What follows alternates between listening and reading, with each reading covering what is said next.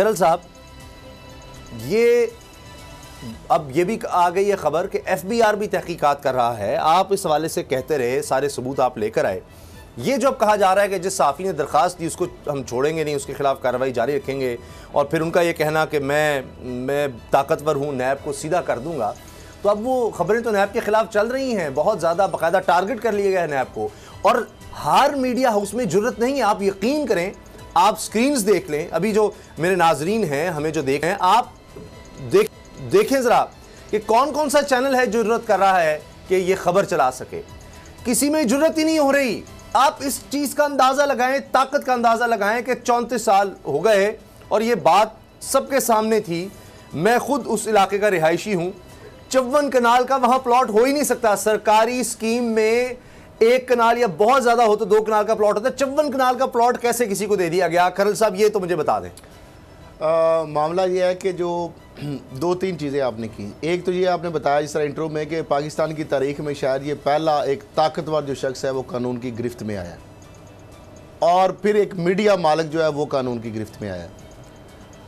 और जिस तरह आपने कहा कि उन्होंने कहा जिसने दरख्वास्त दी है हम उनके खिलाफ भी कार्रवाई करेंगे, लेकिन इतनी जरूरत नहीं है कि वो उसका नाम तो लें। ज़रा उसका नाम लेने की ये जरूरत नहीं कर सकते, ना अपने अखबार में ना अपने चैनल पे। और चैनल या अखबार ये तो एक पकौड़े बेचने वाला अखबार, इससे ज़्यादा इसकी हैसियत नहीं रह गई, और चैनल को मैं डब्बे से ज़्यादा नहीं कहूँगा।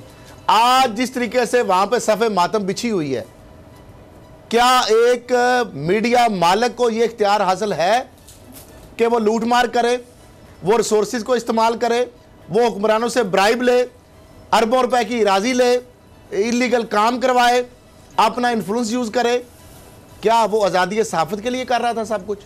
क्या वो वर्कर्स को उनके लिए कॉलोनी बनवा रहा था?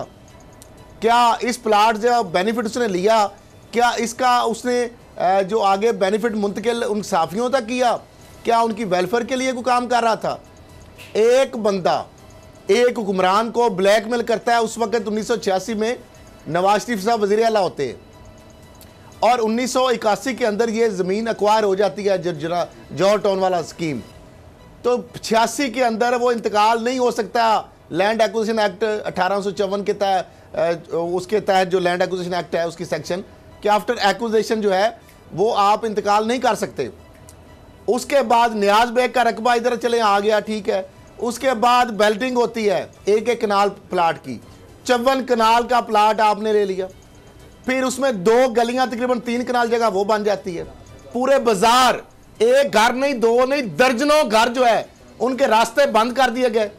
क्या ये आज़ादी सहाफ़त है? क्या ये इसको आज़ादी सहाफ़त पे हमला कहेंगे? ये तो आपने उन लोगों के राइट्स के ऊपर हमला किया, आपका इन्फ्लुएंस था। फिर 2016 में भी शहबाज शरीफ साहब वज़ीर आला थे। 86 में ये कहानी शुरू होती है और 2016 तक अपने अंजाम तक पहुंचती है, जब ये अपने नाम पे हदायतुल्लाह और हाकम जो है उससे अपने नाम और अपनी फैमिली के नाम ये ज़मीन कराते हैं। अच्छा, पहले बेनामी रखी हुई थी? बेनामी रखी हुई थी। बेनामी एक नहीं है, और बहुत सारी बेनामी है। अब तो खाते खुलेंगे। मैंने उस दिन कहा था ये बोल न्यूज़ को एजाज़ हासिल है कि मीडिया इंडस्ट्री का जो करप्ट बंदा फ्रॉडिया हो तो उसको भी एक्सपोज कर सकता है, तो वो बोल करता है। और मीडिया मालिक भी अगर गलत काम करेगा तो उसको एक्सपोज करता है, तो वो भी बोल करता है। सर, धमकियां दी जा रही हैं, मैं आपको बता रहा हूं। और आज मैं आपको लाइव बता रहा हूं, धमकाया जा रहा है, खिलाफ खबरें। आज बोल न्यूज़ ने भी अगर बात की है इस कदर, तो आपने सब चैनलों को कहा ना। जी जी। तो ARY न्यूज़ ने भी बड़ी जबरदस्त उसमें कवरेज की है। जी जी, उनको भी हम अप्रिशिएट करेंगे। देखिए, ये हमें अलहदा रखनी चाहिए चीज। ये आज़ादी सहाफ़त के साथ इसको नथी। अगर मीडिया, जब तक मीडिया इस मामले में खुल के सामने नहीं आएगा तो ये गुडमुड करने की कोशिश करेंगे, जिस तरह हमेशा नहीं करते हैं। एक्सप्रेस न्यूज़ 92, उसके बाद दुनिया ने पहले भी कवरेज की, ARY ने बड़ी ज़बरदस्त कवरेज की, बोल न्यूज़, हमने तो ये मामला उठाया। और ये जो कह रहे हैं ना कि जो दरख्वास्त जिसने दी है, आप उसका क्या बिगाड़ सकते हैं? आपके ऊपर इतने केसेस अभी आने हैं, अभी इतने आपके मामला खुलने हैं। मैंने आज तक पकड़ा ही नहीं था। और आज जो आप धमकियां लगाते रहे, मैं उनको अप्रिशिएट भी करता हूं, उन खराज तहसीन भी पेश करता हूं, अपनी बहनों को, अपनी बेटियों को, नैब की जो खातून जो आईओस थी और जो वो अफसरान थे, उनकी सब्र की जो इंतहा थी, आज पेशेंस की इंतहा थी।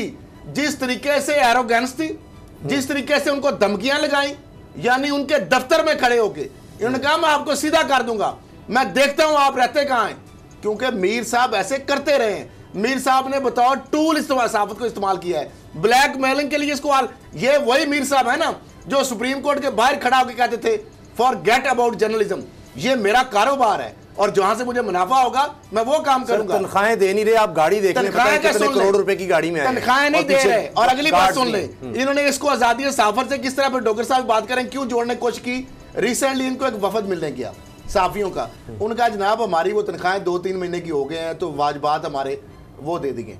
उनका बिल्कुल मैं आपको वाजबात दूंगा, वो जो जौहर टाउन वाली प्रॉपर्टी में बेच रहा हूं। यानी उनको इन्वॉल्व कर दिया, स्टेक्स ट्रक की बत्ती के पीछे उनको लगा दी। फिर अगली बात 5 मार्च को नैब, हाँ यही मैं, ये इससे बड़ी बदमाशी और दीदा जलेरी क्या है कि नैब एक ट्रांजैक्शन के ऊपर आपकी इंक्वायरी कर रहा है, क्रिमिनल इन्वेस्टिगेशन इंक्वायरी चल रही है जी जी। और आप अपने अखबार को फिर आजादी सहाफत इसमें की कहां से आ गया उसको इस्तेमाल करते हैं और उस प्रॉपर्टी की फरोख्त के लिए इश्तिहार जारी कर देते हैं। फिर इन्होंने जब इनको बुलाया 5 मार्च को 10 बजे के बजाय 3:05 पर पहुंचे और 4:45 पर वहां पे रहे। इनका बेटा और बेटी साथ थे, नैब ने उनको भी अलाउ कर दिया, 3 लोग और ले गए। तो मामला ये है, नैब ने सिर्फ ये इनसे पूछा था कि भाई ये चीजें हैं, आप सवालों के जवाब दे। उस दिन भी इनका रवैया बड़ा अग्रेसिव था, आज भी उसामा साहब नैब इनको गिरफ्तार नहीं करना चाहता था, नैब का बिल्कुल प्लान नहीं था। अच्छा, नैब बिल्कुल इनको गिरफ्तार नहीं करना चाहता था। इन्होंने नैब को जिच किया है, नैब को मजबूर किया है, नैब के अफसरान को दीवार के साथ उनको धमकियां थप्पड़ नहीं मारे, गालियां तकरीबन उन्होंने जो अब्यूजिव लैंग्वेज यूज की है, जो धमकाना अंदाज था, वही जो जजेस के बारे में था, बदतमीजी थी, वही जो सुप्रीम कोर्ट में आपके सामने जब बाहर आए तो उनका ये तो मेरा कारोबार है। और एक बंदे ने कहा, जज साहब ने, कहते जज साहब ने, सुप्रीम कोर्ट के ऑनरेबल जज साहब के बारे में जो सुप्रीम कोर्ट के अहाते में खड़ी होके उन्होंने जो खड़े होकर जबान इस्तेमाल की उसामा साहब, मैं वो दोहरा भी नहीं सकता। वो इस हद तक ये एक बंदे की, और कितने केस इनके ऊपर हुए, कितनी इंक्वायरीज हुई, मुझे ये बताया 98 का क्या मामला था।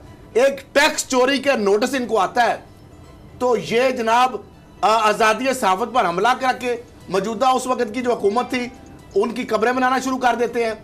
और फिर यूनियंस को बीच में, यही जंग अखबार डॉक्टर साहब काम करते रहे, यही जंग अखबार जब इन अपना मसला ना हो तो प्रेस क्लब और यूनियन खबर ये कहते नहीं हमारी पॉलिसी नहीं लगाते, जब आपने आती है सहाफत के ऊपर नहीं, जब अपनी जात के ऊपर आता है मसला, जब जात के ऊपर टैक्सों का मामला हो, ये ब्राइब का जो एक गिफ्ट इनको या जो जिस तरीके से ली, अब मुझे ये बताएं इन्होंने अगर खरीदी है, ये कहते हैं प्राइवेट पार्टी से खरीदी है, जो इनको रायतें मिली हैं, जो वेवर्स मिली हैं, जो नवाज शरीफ साहब ने दी, जो यहाँ कनेक्शंस भी इलीगली लगे, मतलब आउट ऑफ बिजली, गैस, पानी, सड़कें, पता नहीं क्या क्या, वहां पे डेडिकेटेड ग्रिड स्टेशन बन गए, लोगों के रास्ते और बाजार बंद कर दिए गए। वहां पे तो एक 54 कनाल और नहर के ऊपर अरबों रुपए की अराजी है। मुझे ये बताएं कि ये सारा जो कुछ हो रहा था, अच्छा क्या ये आजादी सहाफत इसको कहेंगे?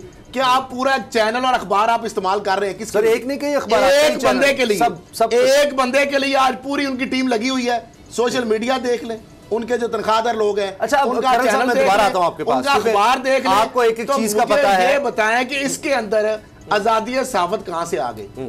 अच्छा, ये तो बर्बादी सहाफत कर रहे हैं आप। सही। बाबर डोगर साहब ने हमें ज्वाइन किया। बाबर डोगर साहब, अभी कहा जा रहा है कि एफबीआर भी तहकीकात कर रहा है, बेनामी जायदादों के बारे में भी पता चल रहा है और इनके पास जायदादें भी निकल आई कि वो इन्होंने डिक्लेयर ही नहीं की हुई। और एसेट बियॉन्ड मींस का केस इनके ऊपर भी बनता है, हालांकि वो जाहिर है गाड़ी भी उनके पास देखें आप, उनका बंगले देखें, मुख्तलिफ शहरों में, मुख्तलिफ मुल्कों में उनकी प्रॉपर्टीज़। इस सब के बावजूद क्या नैब ये प्रेशर बर्दाश्त कर लेगा? ये मीडिया का दबाव और पूरा इदारा, क्योंकि आज से पहले हो नहीं सका, बहुत सी अदालतों ने नोटिस भेजे, जिस तरह गद्दारी, तौहीन मज़हब, टैक्स का सबको पता है कि टैक्स चोरी का, लेकिन कुछ हो नहीं सका। उसामा साहब, मैं अभी मीर शकील रहमान साहब का जो चैनल है उसको देख रहा था, वहाँ पर ऐसे हाहाकार मची हुई थी कि मैं देख के हैरान रह गया। यानी कि वो रिपोर्टर जो अपने आप को बड़े बड़े इन्वेस्टिगेटिव रिपोर्टर समझते हैं या कहलाते हैं, वो रोना पीटना उन्होंने डाला हुआ था कि जैसे पता नहीं आज़ादी सहाफत पर कितना बड़ा हमला हुआ। मैं सिर्फ इतना पूछना चाहता हूँ इन तमाम जर्नलिस्टों से कि अगर ये केस गलत है, जो नैब ने 26 सवालनामा पूछे थे उसके जवाब दे दें, अपने चैनल पर ही दे दें, बता दें, सारी डिटेल दे दें। जो नैब पूछ रहा है, मैंने वो सारे 26 के 26 सवाल पढ़े, वो बड़े बेसिक नोयत के हैं, बेसिक नेचर के हैं, बड़े इब्तदाई इल्म चीजें हैं। जनाब वो हिदायत अली साहब इनके नाज़रीन के लिए अगर इनके पास नहीं मेरे पास पढ़े हैं 26 सवाल के जनाब। ऐसा ये कि मोहम्मद अली साहब जिनसे ये जो आपने लैंड लिया कि आप मोहम्मद, ये है जी मोहम्मद अली सन ऑफ मतलूब अली, क्या इनसे आप कभी जिंदगी में कभी मिले हैं? कभी इनके बच्चों से मिले हैं? ये कहाँ पर रहते थे? इनका पता क्या है? कभी आप फिर इसका इस पे ये है कि जनाब हिदायत अली साहब जो हैं जिन्होंने आपको अपनी जो है प्रॉपर्टी जो है उसका जिन्होंने आपको वो बना दिया, सारा GPA बना दिया, क्या आप उनसे कभी मिले? जनरल पावर अटॉर्नी जिसकी 86 से लेकर 2016 तक चलता रहा मामला, प्रॉपर्टी की जनरल पावर ऑफ अटॉर्नी आपके पास थी, कभी आप उससे भी मिले? और ये वो कहां पर रहता है? 34 साल तक पावर अटॉर्नी रही है इनके पास। और वो पावर ऑफ अटॉर्नी इन्होंने बाद में अपनी बीवी और बच्चों के नाम ट्रांसफर की, अपने नाम भी अभी अपने नाम और बीवी और बच्चों के नाम ट्रांसफर की। फिर कहते हैं जिस शख्स से ये कभी मिले ही नहीं, शुरू हो गया, जिस शख्स को कभी देखा ही नहीं, जिस शख्स के बारे में ये जानते ही नहीं है, और उसकी जनरल पावर अटॉर्नी चवल कनाल की ये लेके फिर रहे हैं। फिर मसला ये कि LDA जो है, LDA ने 15 प्लॉट से ज्यादा तो वो एग्जाम्प्ट कर ही नहीं सकता। 15 से आपके 54 प्लॉट किस तरह से एग्जाम्प्ट कर दिए? और प्लॉटों के इर्द-गिर्द कितनी गलियां, सड़कें होती हैं, कोई भी सरकारी जो सड़कें आई हैं, उसमें जो सड़कें आई हैं, कुछ 4 कनाल जगह वो बनती है, क्या उसकी आपने एडिशनल पेमेंट की है? सर सारे बेसिक सवालात हैं। ये जितने जर्नलिस्ट बैठे हुए हैं ना, ये इसका जवाब देते हैं। ये एक बंदा जिसके पास मेरे पास पावर ऑफ अटॉर्नी है एक बंदे की 54 कनाल अराजी की, तो और मैं उससे कभी मिला ही नहीं, मैं उसको जानते ही नहीं हूँ, मुझे ये नहीं पता वो रहता कहाँ पर है, मुझे ये नहीं पता कि वो कौन है। ये भी पूछा गया कि आप यही बता दें वो कौन है, कभी आप उससे मिले हैं, कभी आपने उससे बात की है, वो कहाँ पर रहता है, वो जिंदा है, मर गया है, कुछ पता है? फिर वो पावर अटॉर्नी आप अपने बच्चों के नाम ट्रांसफर कर रहे हैं। वो 54 कनाल की राजी है, 54 कनाल की राजी की एग्जेम्पशन आपको किसने दे दी, किस तरह से मिली, किस बंदे के थ्रू मिली? कोई एक सवाल का जवाब। उसामा साहब, जब आप इन 26 सवालों में से किसी एक सवाल का भी जवाब ना दे सकें और जवाब के तौर पर आप LDA के जो नैब के इन्वेस्टिगेशन ऑफिसर्स हैं उनसे कहें कि मैं तुम्हें मुकामे इबरत बना दूंगा, मुकामे इबरत बना दूंगा, तुम लोग जिंदगी बचाते फिरोगे। गालियां दी गई हैं, गालियां दी गई हैं, ऐसा करते रहे आपके सामने। वो एक केस लेके गए चेयरमैन नैब, उस वक्त फसी बुखारी, उसकी रिकॉर्डिंग मेरे पास में मौजूद है, वो भी सुनाऊंगा। फसी बुखारी साहब की अपने ज़बानी वीडियो रिकॉर्डिंग है, वो मिनिस्टर वाली नहीं जो बाद में आई नहीं थी, मेरे पास मौजूद है। फसी बुखारी साहब के पास ये गए, इन्होंने कहा जी मैं आपको मिलना चाहता हूँ। वो ये जहांगीर सिद्दीकी को साथ ले गए, इन्होंने कहा जी ये एक बैंक लेना चाहते हैं तो इनको आप बैंक लेके दें, गवर्नर स्टेट बैंक को भी बुला ले। उन्होंने गवर्नर स्टेट बैंक को बुला लिया, यासीन गालमन थे उस वक्त, और मोहम्मद अली SCCP के चेयरमैन, उनको भी बुला लिया।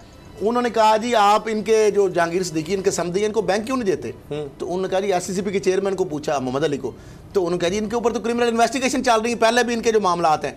स्टेट बैंक ने कहा जी SCCP रेगुलेटर है, वो हमें NOC नहीं देगा तो हम देंगे। HPFC बैंक जो था, जी मीर शकील रहमान ने वहां पे धमकी दी। उन्होंने कहा चेयरमैन नैब को, SCCP के चेयरमैन को और गवर्नर स्टेट बैंक को कि आपको मैं नहीं रहने दूंगा। धमकी देकर निकले। फसी बुखारी को उन्होंने तब्दील खत्म करा दिया, कौन सी ओहदे से हटवाया, सुन ले, ओहदे से हटवा दिया उनके समधी का गैर कानूनी काम ना करवाने पे, ये करने पे, उसमें अलाकार ना बनने पे। SCCP के चेयरमैन मोहम्मद अली, उसका लेटर भी मौजूद है, नवाज शरीफ और SCCP ISA के DG को भी लिखा उन्होंने, प्राइम मिनिस्टर को भी, कि ये शकील नवाज शरीफ के दौर में होता रहा, मैं बताता, उनको हटवा दिया ओहदे से। फिर उसके बाद यासीन के बारे में गाड़ी का इशू उठाया। इनके अपने जो तनख्वाहदार जो मुलाजम है, रिपोर्टर का काम ये नहीं होता कि वो आलाकार बन जाए, उसके जरिए खबरें लगवा के, फिर उस वक्त अदालतों के जरिए, अखबार के जरिए इन्फ्लुएंस करके तीनों ओहदेदार। चेयरमैन नैब का ये बयान है, उसने कहा ये इतने ताकतवर हैं कि इन्होंने तीनों बंदों को धमकी दी और तीनों को आपने उधर से हटवा दिया। सब्सक्राइब करें और बेल दबाएं ताकि कोई खबर रह न जाए।